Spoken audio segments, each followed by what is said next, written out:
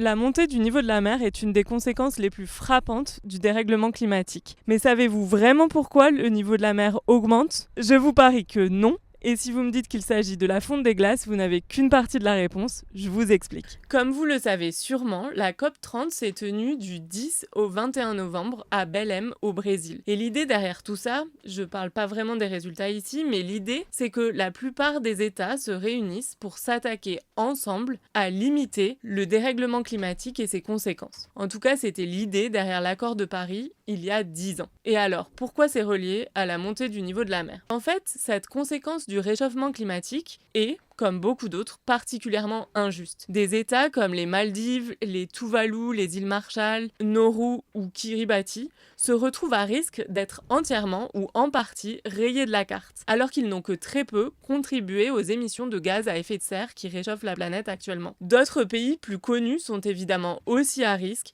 avec en tête le Bangladesh, le Vietnam ou l'Égypte, mais aucun pays, dont la France, ne sera vraiment épargné. Mais alors, on y vient. Pourquoi le niveau de la mer monte ? Vous aviez vu juste avec la fonte des glaces. Ça compte pour 2/3 de l'augmentation du niveau de la mer. Et là, on parle des glaces d'eau douce. Mais le tiers restant est plus surprenant. Vous connaissez sûrement le phénomène de dilatation thermique, qui est par exemple pris en compte pour construire des ponts ou éviter que les rails de chemin de fer ne se déforment en été. C'est en gros la propriété qu'a un solide à augmenter son volume sous l'effet de la chaleur. Mais en réalité, ça marche avec tout, donc aussi avec les liquides. Et avec la température de la planète qui augmente, c'est toute la masse de l'océan qui se dilate, et ça fait monter les eaux au niveau des côtes. Pour vous donner une idée des chiffres, sur les 15 dernières années, le niveau de l'eau montait en moyenne de 4 mm par an, et c'est plus que les années précédentes où c'était plutôt dans les 3 mm par an. Ce qui montre que ça s'accélère, et c'est évidemment pas une très bonne nouvelle. Alors, 3 ou 4 mm par an, on peut se dire que c'est dérisoire, mais cela pourrait représenter jusqu'à 1 mètre d'élévation du niveau de l'eau d'ici 2100.